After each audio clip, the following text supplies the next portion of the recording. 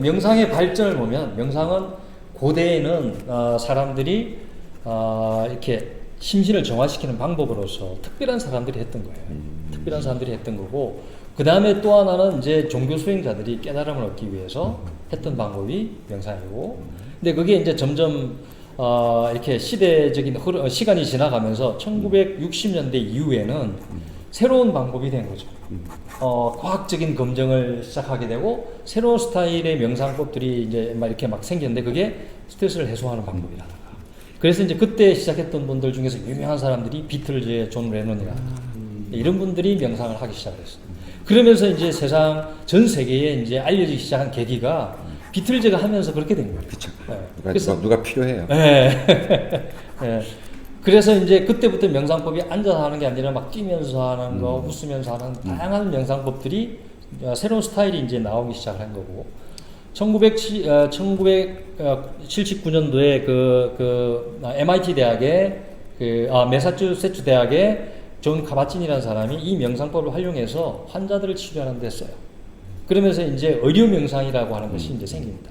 그러니까 환자들에게 이제 명상을 알려주기 시작을 하고, 환자들이 그 명상을 하게 되면서 효과를 보기 시작하죠. 그래서 지금 현재 미국에는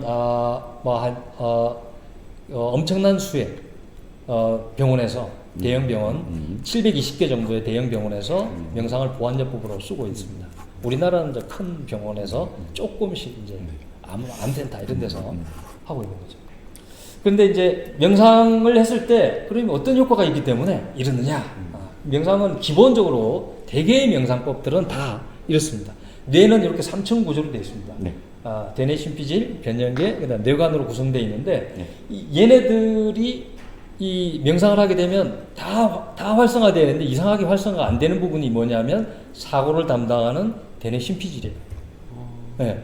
생각을 해야 살지 않습니까? 그죠? 네. 근데 생각을 하게 되면 에너지를 소모를 하는 거예요. 그러니까 많은 에너지를 소모하고, 우리가 신경 쓴다라고 했을 때 그 신경이라고 하는 것은 에너지를 소모하는 거죠. 그렇죠. 네. 근데 에너지를 적당하게 소모해야 되는데 지나치게 소모하게 되면 결국은 사람이 이렇게 번아웃 되는 거지 않습니까? 맞습니다. 네. 그래서 이제 명상을 하게 되면 이상하게도 심피질은 에너지 소모가 안 되고 억제가 되고, 네. 변연계와 뇌관의 활동성은 활발해지는 거죠. 올라간다. 네.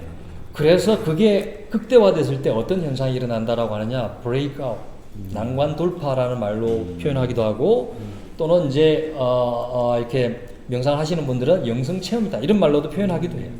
또는 우리가 이제 그러니까 어떤 문제에 부딪혀가지고 문제를 해결해야 되는데 해결이 안 되고 막 그러다가 갑자기 샤워하는데 갑자기 딱 생각이 떠오른다든가, 또 유레카 이런 얘기 있지 않습니까? 그런 것처럼 그 순간 그런 현상, 뇌에서는 그렇게 일어나는 걸 이제 브레이크아웃이라고 하게 됩니다. 예. 그래서 명상의 기본적인 효과를 그렇게 얘기를 합니다. 크게 봤을 때 변연계와 뇌관의 활성화가 일어나서 안정이 된다. 이렇게 안정이 된다. 그러니까 심피질은 안정이 되고, 이렇게 이 변연계와 뇌관은 동료가 된다. 움직임이 생긴다는 얘기죠. 예. 그래서 명상의 과학적인 연구는 여러 가지 굉장히 많지만 1960년대부터 계속 연구를 해서 그 다음에 90년대 중반에 뉴잉글랜드 의학 저널에서 이렇게 얘기합니다. 명상은 더 이상 신비가 아니다. 증명된 과학이다. 라고 얘기를 하게 되고, 특히 이제 히포크라테스 아시죠? 네. 히포크라테스는 뭐라고 얘기했냐? 내 안에 의사가 100명이 있다. 100명이 있다. 이렇게 얘기했습니다. 그러니까 명상이라고 하는 것은 그 의식을 내가 내 안으로 이렇게 가져감으로 인해서 내 안에 있는 의사를 깨우는 거죠. 내 의사를 깨우는 그런 작업이다. 이렇게 보실 수 있겠습니다. 그래서 힐링에는 명상이 굉장히 중요한 그런 수단이다. 단 이제 어떤 명상이냐가 중요한 것이죠. 네. 미국 내 명상 부문 이제 2003년도 8월 4일자 타임즈에 보면 명상의 과학 이래서 명상 내 인구가 미국 내 명상 인구가 2천만 명이 넘었다 이런 얘기도 있고, 특히 이제 스티브 잡스, 이제 고 스티브 잡스 유명하신 분이지 않습니까? 네. 이분도 명상을 해서 그렇게 엄청난 그런 그 뇌의 활동력이 나온 것은, 창조력이 나온 것은 명상 덕분이다 이렇게 본인이 얘기를 하고 있죠. 네. 그래서 이제 그러면 이제 근데 지금 보니까 명상이 그렇게 효과가 좋은데 그러면 어떤 명상을 해야 되느냐, 이제 이게 더 중요한 거죠. 네. 네. 어떤 길로 가야 되느냐. 산이 산의 정상이 아름답다는 걸 알았는데 그럼 어떤 길로 가야 빠르게 올라갈 수 있고 내가 올라갈 수 있냐 이런 얘기인데 보통은 이제 가파른 산이라서 아무나 못 올라가요. 암벽 등반가처럼 이런 사람들만 올라가게 되어 있습니다. 근데 그게 아니라 그냥 걸어서 트레킹이죠. 천천히 그냥 누구나 다 70대, 80대 그런 분들도 올라갈 수 있는 그런 길을 저는 뭐라고 얘기하느냐. 실용명상이다. 이렇게 얘기해요.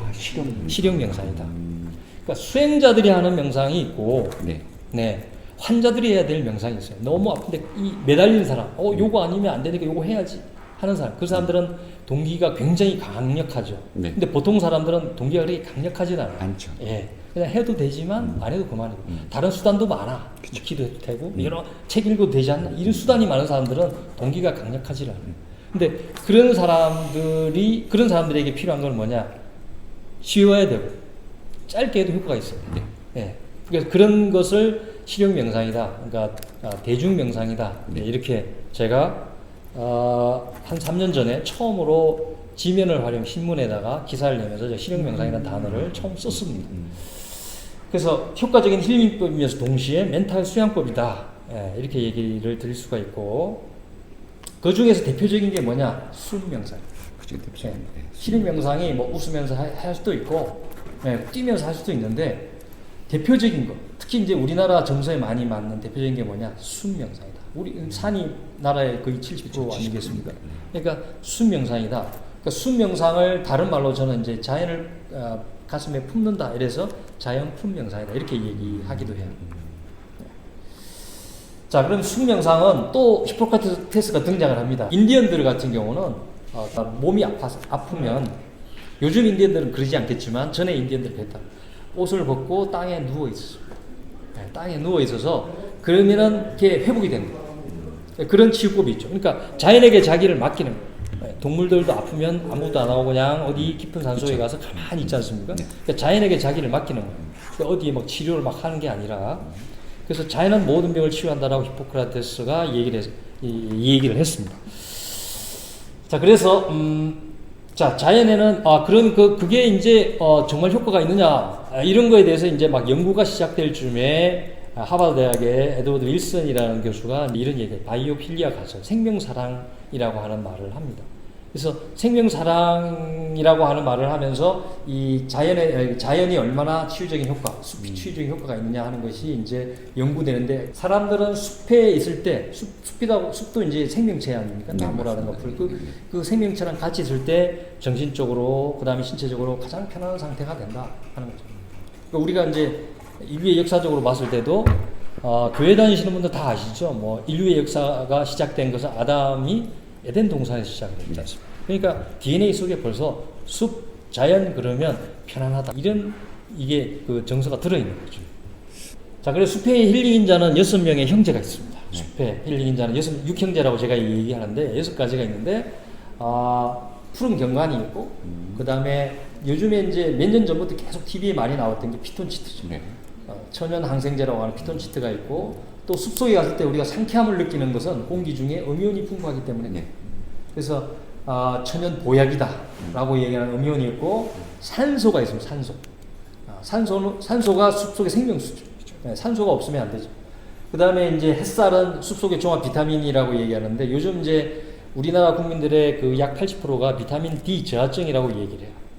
그 비타민 D는 언제 생성이 되느냐면 햇빛을 봤을 때. 근데 우리나라 사람들이 이제, 그러니까 전 세계 사람들이 실내에서 생활을 많이 하지 않습니까? 근데 우리나라 사람들이 왜 그러면 비타민 D 저하증이냐, 하필이면 그렇게 많으냐?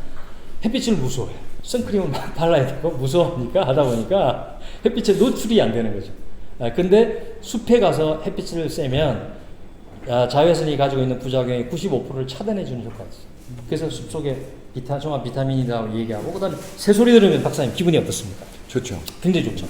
그러니까 새소리나 물소리 들어도 좋지 않습니까? 계곡 물소리. 예. 그래서 이 새소리나 물소리, 이 자연의 소리를 우리가 들으면 이 자연의 소리가 갖는 주파수가 있거든요.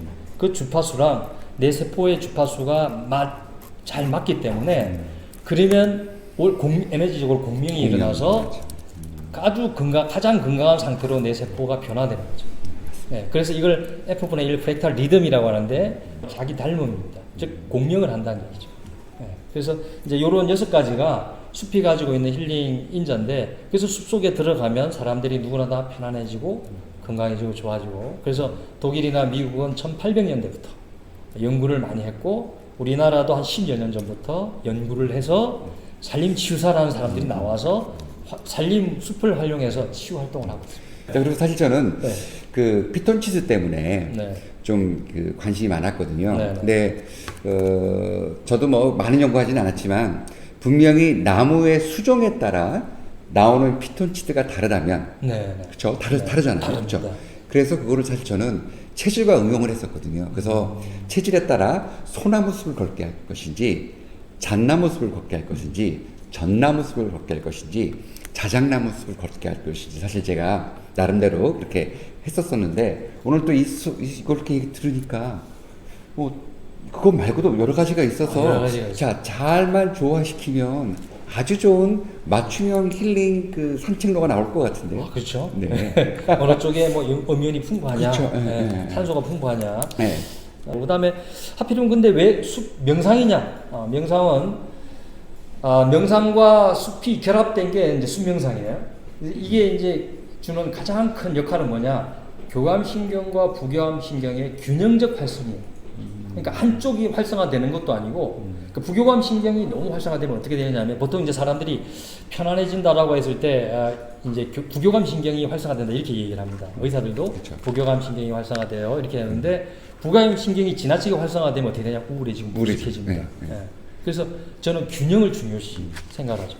그 균형적 활성이 돼야 된다. 네. 근데 이게 순명상은 바로 균형적 활성, 자율신경의 균형적 활성에 굉장히 좋다. 그래서 이렇게 효과적인 힐링, 리프레시, 그 다음에 멘탈도 강화되는 데 도움이 되고, 나아가서는 소위 말해서 작은 깨달음, 브레이크아웃 현상들이 일어나서 생활에서 지혜가 생긴다. 자기에 대한 어떤 객관적으로 자기를 통찰하는 힘도 생기고, 또 어떤 문제 해결할 수 있는 그런 힘도 생기고. 그래서 어떤 사람들은 이 순명상 이런 거 하면은 너무 이렇게 염세적이 되거나 폐쇄적이 되거나, 아니면 너무 자기 안으로 들어가서 사람이 현실에 쓸모없는 사람 되는 거 아닌가 이렇게 의심하는 사람들도 있어요. 그런데 순명상 그렇지 않다. 오히려 의욕이 생겨요. 왜? 균형적 교감신경과 부교감신경이 균형적 활성화되기 때문에 이게 더 삶에서 의욕이 많이 생긴다. 그 다음에 순명상에 체험을 돼요. 그러면은 뭐 어떻게 하는 건데, 그죠? 어떻게 하는지 이제 체험을 하는 게 중요하지 않겠습니까? 체험에 대해서 이제 체험을 할 수 있도록 잠깐 설명을 드리면, 우선 이제 이게 나온 배경 중에서 가장 중요한 거 하나만 말씀을 드리겠습니다. 자, 이 사람 혹시 보신 적 있으세요? 이 사람? 이 사람 누구랑 좀 닮은 것 같지 않습니까? 공자입니다, 공자. 인자한 사람은 산을 좋아하고 지혜로운 사람은 물을 좋아한다라고 해석도 하기도 하지만, 네. 산을 좋아하는 사람은 인자해지고 물을 좋아하는 사람은 지혜로워진다라고도 해석을 합니다. 네. 이게 뭐냐면 환경이 주는 영향이 그만큼 중요하다는 거죠. 그러니까 어떤 환경 속에 있을 것이냐. 내가 자연을 가까이 하면 자연에 가까운 사람이 되는 거죠. 자, 도시에 있는 사람들이 예민할까요? 시골에 있는 사람들이 예민할까요? 도시에 있는 사람들이 예민할 수밖에 없습니다. 그러니까 환경의 영향을 우리가 많이 받는 거죠. 그러니까 그러면 도시에 있는 사람들도 숲을 많이 경험하고 많이 보고 가까이 있는 사람이 예민하겠습니까? 아니면 그냥 창문도 별로 없는 데서 있는 사람들이 예민하겠습니까? 그건 말할 필요가 없는 거죠. 말할 필요가 없는 거죠. 그만큼 자연을 가까이 하면 할수록 사람이 인자해지고 또 지혜도 생긴다. 자연 속에 가서 자연을 깊이 느껴야 되겠네. 그리고 또 자연을 내가 있는 곳으로 이렇게 불러들여야 되겠네. 이런 생각을 하게 됩니다. 그래서 이게 특징이 뭐냐면은, 특징은 이렇게 자연의 모양과 성질을 표현하는 그런 명상법이에요. 그래서 자연의 에너지와 공명하는 방법이고, 또 그 다음에 이건 이게 정적인 방법하고 동적인 방법이 있어요. 조금 정적인 방법이 있고 조금 더 동적인 방법이 있고, 그 다음에 서서 할 수도 있고 일어나서 할 수도 있어요. 그러니까 의자에 앉을 수도 있고 바닥에 앉을 수도 있고 서서 할 수도 있다. 네. 그리고 이게 자연의 모양과 성질을 표현하다 보니까 자연의 에너지를 이렇게 발생을 시킵니다. 파동을 발생시키고 사람에게 전달할 수도 있다 하는 거죠. 그래서 4가지 요소는 이렇습니다. 자세, 어떤 자세를 취하느냐. 자 보세요. 제가 박사님 이렇게 이 자세를 취할 때하고 박사님 제가 이렇게 취할 때하고 느낌이 다르죠. 그죠? 그러니까 어떤 자세를 취하느냐. 이 자세에서 느낌이 일어나는 거예요. 에너지가 일어나는 거거든요. 그렇죠. 그래서 자세가 굉장히 중요합니다. 그래서 자연을 느끼는 자세를 취하는 게 좋겠다. 자, 그러면 자연을 느끼는 자세인데, 자, 요런 자세는 어떤 자세냐면 나무 가지가 이렇게 펼쳐져 있는 자세예요. 네, 나무 자세고, 그 다음에 요런 자세를 취하면 쇠금자를 좀 닮았습니다. 요렇게 네, 하면 그렇죠. 네. 쇠금자 좀 강해 보이는 거죠. 그러니까 그러니까 바위나 돌이나 이런 거를 바위 군이라든가 이런 거를 이제 표현하는 자세. 그래서 자세를 어떻게 취하느냐에 따라서 이렇게 하면 좀 강력해 보이고 이렇게 하면 좀 편안해 보이고 그렇지 않습니까? 맞습니다. 사람을 편안하게 하고 강하게 만들어주고 이게 자세에 따라 다른 거예요. 그 다음에 이제 의식이죠. 어떤 생각, 어떤 단어, 어떤 말을 하느냐 하는 부분이거든요. 그게 이제 의식이고, 그 다음에 이제 호흡을 들이마시고 내쉬는 숨을 어떻게 쉬느냐 하는 부분이고, 그 다음에 자연은 나무냐, 숲이냐, 돌이냐, 물이냐, 흙이냐에 따라서 느낌이 다르죠. 에너지가 다르죠. 그렇죠. 예. 그래서 이런 네 가지가 순명상의 요소가 되어 있습니다. 이것들을 어떻게 결합을 했느냐. 순명상 방법으로 구체적으로 들어가면 청목감이라고 있는데 이거는 느낄 감자죠. 자, 이게 지금 이게 푸른 숲을 사진이 푸른 숲인데 푸른 숲을 이렇게 쳐다보고 있으면 상쾌한 기분 또는 편안한 마음이 드시지 않습니까? 그러니까 직접 자연을 보는 것. 청목이라고 하는 것은 푸른 나무인데 푸른 숲을 청목이라고 제가 표현을 했습니다. 청림이 아니고 청목이라고 표현을 했는데요. 그 푸른 숲을 직접 느끼는 것을 청목감이라고 합니다. 그러니까 우리가 뭘로 느끼느냐? 오감으로. 눈으로 보죠. 물소리 듣죠. 새소리 듣죠. 그 다음에 향을 맡죠. 네, 피톤치드 향, 그 다음에 여러 가지 꽃에서 나는 향들을 맡고, 그 다음에 우리가 만질 수 있죠. 네. 그렇게 어떤 분은 제가 그냥 소나무 잎이에요. 소나무 잎을 이렇게 만져보세요 그랬더니요. 만지면서 갑자기 뭐라고 했냐면 선생님 울컥해요. 왜요? 그랬더니 저 태어나서 평생 처음으로 이 소나무, 야생 소나무 이렇게 만져봐요. 그 전에 만진 적 없어요. 근데 만지니까 뭔가 느낌이 와요. 막 이러는 거예요. 그렇게 직접 만지는 거죠. 그 만지면 느낌이 일어나요.